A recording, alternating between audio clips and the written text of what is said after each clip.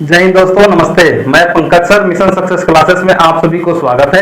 आज जो कि पहले ही बता देना चाहूंगा आप सभी के बीच में दोस्तों, जितने भी बिहार पुलिस का क्वेश्चन इसके पहले पूछा हुआ है उसको हम लोग देखेंगे।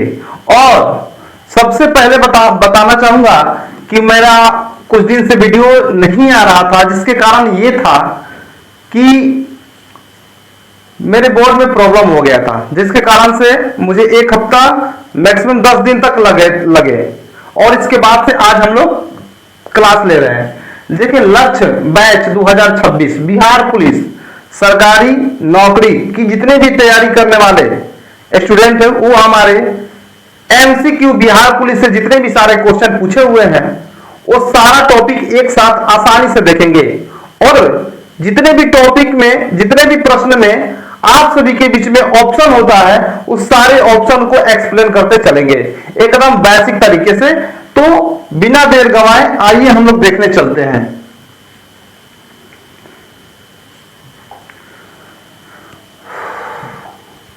देखिए,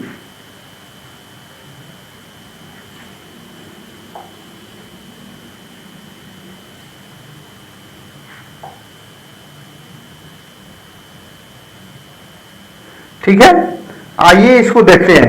कह रहा है सबसे फर्स्ट क्वेश्चन, मेरे प्यारे सभी लोगों, आप लोग प्लीज एक शेयर कर दीजिए अपने हर दोस्त के पास, ताकि ये वीडियो शेयर हो सके और वो सभी के पास पहुंच सके। प्लीज अगर आप मेरा वीडियो देख रहे हैं तो प्लीज एक लाइक और क्या बोलते हैं उसको, दिल का फिगर बनाकर भेज दें कमेंट में।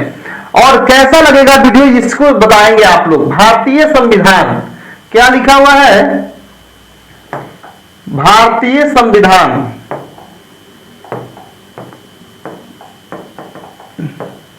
भारतीय संविधान की प्रस्तावना में पहला संशोधन किस वर्ष किया गया था? यानी कि भारतीय संविधान की जो प्रस्तावना था उसको सबसे पहले संशोधन कब किया गया था, यानी किस वर्ष किया गया था, इसको देखेंगे। ये दिया है 1951। अब बात करेंगे 1951, इस वर्ष क्या हुआ था? तो 1951 में संविधान का पहला संशोधन किया गया था, जिसके तहत 9वीं अनुसूची दी गई थी। कौन? जिसके अंतर्गत 9वीं अनुसूची को जोड़ी गई थी। ठीक है, किसके? यानी कि 1951 के तहत हमारे संविधान में 9वीं अनुसूची को क्या किया गया था? तो जोड़ा गया था। क्या किया गया था? तो जोड़ा गया था। आपको आपसे पूछेगा तो 1951 में होगा 9वीं अनुसूची को जोड़ा गया था। ठीक, याद रखेंगे 1951 में 9वीं सूची को जोड़ा गया था संविधान में। कंसेप्ट क्लियर है इसमें? लेकिन यह प्रस्तावना में क्या किया था? संशोधन नहीं किया गया था, यानी कि ये मेरा आंसर नहीं होगा। अब दिया है बी, सर बी है 1971।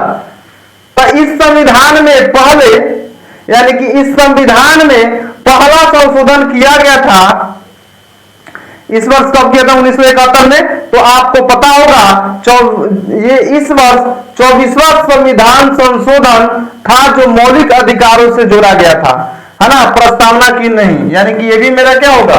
नहीं होगा। अब 1976 बोल रहा है, तो ये क्या हुआ? ये मेरा बिल्कुल सही होगा 1976। यानी कि भारतीय संविधान की प्रस्तावना में पहला संशोधन कब किया गया था? तो आपको 1976 में, ठीक है, 1976 में किया गया था। कमेंट सभी लोग को देख रहे हैं दोस्त, आप देखेंगे यह बिल्कुल सही है। यानी कि 1976 जो है मेरा बिल्कुल सही है। 42वां संविधान संशोधन के द्वारा प्रस्तावना में एकमात्र संशोधन कर 3 नए शब्द को जोड़े गए थे। कौन कौन जी? तो एक नंबर में हो गया समाज, और 2 नंबर में कौन था? आप लोग बताएंगे। 1 नंबर में तो समाजवादी था, 2 नंबर में समाजवादी था, और 2 नंबर में पंथ निरपेक्ष, है ना। 2 नंबर में पंथ निरपेक्ष, और 3 नंबर की बात करेंगे तो क्या होगा? तो अखंडता होता है। अखंडता को जोड़ा गया था। ठीक है, अखंडता को जोड़ा गया था 1, 2 और 3। ठीक, यानी कि 1976 में भारतीय संविधान की प्रस्तावना में पहला संशोधन किस वर्ष किया गया था? तो 1976 में किया गया था। कौन कौन जोड़ा गया था जी? तो आप जानते हैं समाजवादी दूसरे नंबर में पंथ निरपेक्ष और तीसरा नंबर में अखंडता। बोलिए यहां तक कोई दिक्कत है क्या? यहां तक कोई दिक्कत नहीं है मेरे दोस्त। चले आगे हम लोग चलते हैं। अब बात करते हैं दूसरा नंबर क्वेश्चन, स्वतंत्र भारत के प्रथम लोकसभा अध्यक्ष कौन थे? यानी स्वतंत्र भारत के जो पहला जो था वो कौन थे? स्वतंत्र भारत के पहला यानी प्रथम लोकसभा अध्यक्ष कौन थे? इसको क्या बोलते हैं? स्पीकर। देखेंगे इसको स्पीकर बोलते हैं। तो आप जानते हैं कि एम आनंद सत, ये तो नहीं होगा। गणेश वासुदेव मावलंकर, ये मेरा आंसर क्या होगा? गणेश वासुदेव मावलंकर जो थे ये क्या कहते हैं? स्वतंत्र भारत की पहली लोकसभा के प्रथम अध्यक्ष थे। इन्हें लोकसभा के पिता भी कहा जाता है। इन्हें लोकसभा के पिता भी कहा जाता है। लोकसभा के पिता, लोकसभा के पिता भी कहा जाता है। किनको? तो गणेश वासुदेव मावलंकर को। पूछेगा स्वतंत्र भारत के प्रथम लोकसभा अध्यक्ष मेरे दोस्त कौन थे? तो गणेश वासुदेव मावलंकर। Concept clear? आगे,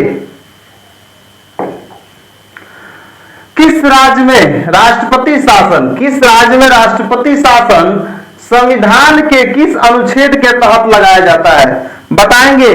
संविधान के राष्ट्रपति जो शासन होते हैं वो किस अनुच्छेद के तहत लगाए जाते हैं? तो आप देखेंगे 1952 की बात करेंगे तो इसके तहत राष्ट्रीय आपातकाल लगाया जाता है। इसके अंदर जो राष्ट्रीय आपातकाल राष्ट्रीय आपातकाल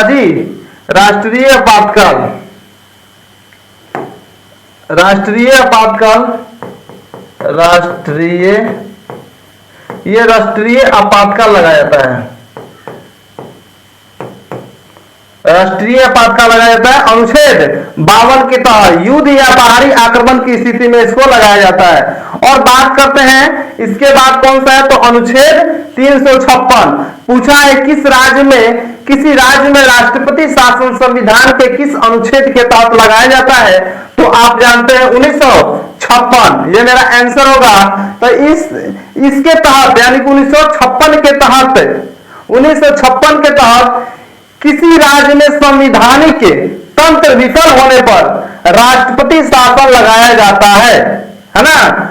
ये इसको याद रखेंगे। यानी कि ऑप्शन मेरा क्या हो जाएगा? बी। ठीक, नेक्स्ट, भारत के मुख्य चुनाव आयुक्त की नियुक्ति कौन करता है? कह रहा है कि भारत के मुख्य चुनाव आयुक्त की नियुक्ति कौन करता है? बताएंगे जल्दी। भारत के मुख्य चुनाव आयुक्त की नियुक्ति कौन करता है सर? तो आप देखें प्रधानमंत्री। नहीं, गलत।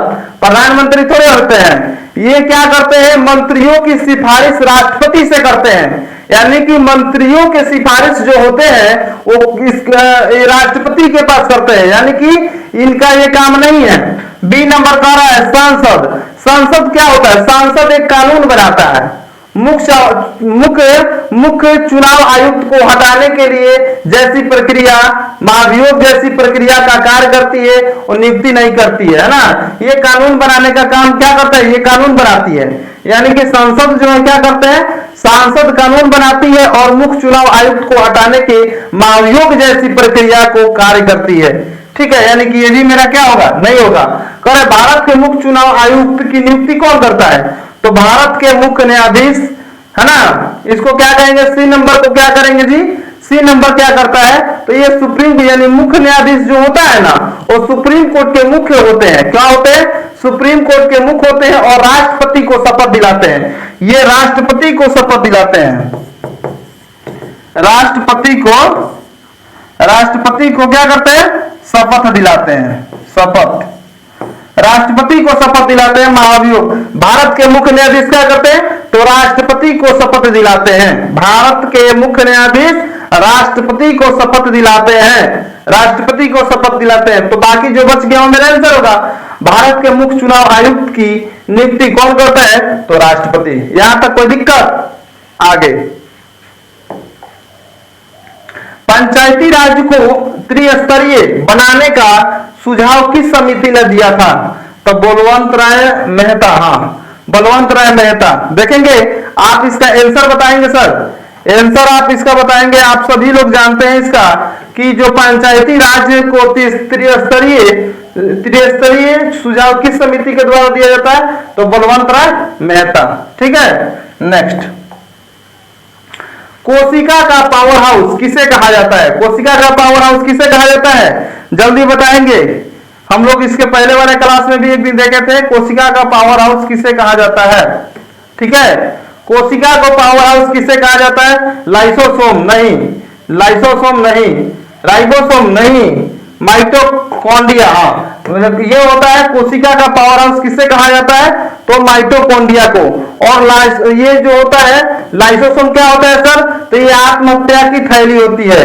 कोशिका की आत्महत्या की थैली होती है, कोशिका की आत्महत्या की थैली को कहा जाता है, क्योंकि इसमें क्या होता है, एंजाइम होते हैं, इसमें एंजाइम होते हैं, इसमें एंजाइम होते हैं। ठीक है ना, और यानी कि इसके बारे में आप लोग समझ गए कि कोशिका का पावर हाउस किसे कहा जाता है, तो माइटोकॉन्ड्रिया को कहा जाता है। ठीक है, नेक्स्ट, मानव शरीर की सबसे बड़ी ग्रंथि कौन सी है? एकदम नीचे है, मानव शरीर की सबसे बड़ी ग्रंथि कौन सी है, बताएंगे, कमेंट देख लेते हैं। हाँ ठीक है, मानव शरीर की सबसे बड़ी ग्रंथि कौन है सर? मानव शरीर की सबसे बड़ी ग्रंथि कौन सी है? हाँ दोस्त, सभी का आ रहा है B B B B B B, चलेंगे बी। ठीक है, नेक्स्ट, आत्महत्या की थैली किसे कहा जाता है? आत्महत्या की थैली किसे कहा जाता है, जल्दी बताएंगे। एकदम इजी इजी क्वेश्चन, सब बिहार पुलिस 2025 में पूछा हुआ है, 25 का 24-25 का क्वेश्चन है। आत्महत्या की थैली किसे कहा जाता है, जल्दी बताएंगे जी। राइबोसोम नहीं, लाइसोसोम। ठीक है, यानी कि आत्महत्या की थैली किसे कहा जाता है, तो लाइसोसोम को कहा जाता है। किसको? लाइसोसोम को कहा जाता है। नेक्स्ट, रक्त का थक्का जमने में कौन सा विटामिन सहायक होता है? एकदम मारेंगे धड़ाक देना। विटामिन ए नहीं, विटामिन सी नहीं, विटामिन ई नहीं, विटामिन के। यानी कि रक्त को थक्का जमने में, रक्त को थक्का जमने में किसका सहायक होता है जी, जल्दी बताएंगे। हाँ देखेंगे सर, इसके यानी विटामिन ए की कमी से कौन सा होता है, तो रतौंधी होता है। कौन सा? रतौंधी, याद रखेंगे, रतौंधी, रतौंधी होता है। ठीक है, विटामिन ए की कमी से रतौंधी होता है, और ये आंखों में, ये आंखों पे के आंखों में होती है। और बात करेंगे विटामिन सी, विटामिन सी क्या है, तो एस्कर्वी होता है, एस्कर्वी। ये क्या होता है, एस्कर्वी होता है, एस्कर्वी रोग होता है। और विटामिन सी कहां पाया जाता है, तो खट्टे खट्टे फलों में पाया जाता है। कहां पाया जाता है, खट्टे फलों में। और विटामिन ई, इसको क्या कहते हैं, विटामिन ई को, तो इसको कहा जाता है, सीधे तौर पर आप जानेंगे कि इसको ब्यूटी विटामिन के नाम से जाना जाता है, ब्यूटी विटामिन के नाम से जाना जाता है। ठीक है, और बच गया जो कि ये रक्त का थक्का जमने में क्या करता है, सहायक करता है। यानी कि रक्त को थक्का जमने में, कट पिट गया तो वहां रक्त जो कट गया तो यहाँ रक्त को थक्का जमता है, इसे दाब देते हैं ना, तो रक्त का थक्का जमता है। इसी कारण से विटामिन, इसी के कारण, यानी किसके कारण, तो विटामिन के कारण। आप देखेंगे पौधों में जल का परिवहन किस ऊतक के द्वारा होता है, जल्दी बताएंगे। पौधों में जल का परिवहन किस ऊतक के कारण होता है, जल्दी बताएंगे। पौधों में जो उसका परिवहन होता है वो किसके कारण से होता है, ठीक है, जल्दी बताएंगे। फ्लोएम नहीं सर, ये इसके कारण से नहीं होता है। ये क्या करता है, भोजन को पौधों में अन्य भागों तक पहुंचाने का कार्य करता है ना, यानी कि ये नहीं होगा। जाइलम, हाँ सही बात है, यानी कि पौधों में जल का परिवहन जो होता है जाइलम के माध्यम से होता है। मुझे विश्वास है, आई होप कि आप सभी को बहुत अच्छा लगा होगा इस वीडियो को, और आप लोग प्लीज शेयर करें। हम अगले वीडियो फिर लेकर आए। अब रीजनिंग की क्लास थोड़ी देर बाद में फिर कराने वाला हूँ। ठीक है, जय हिंद।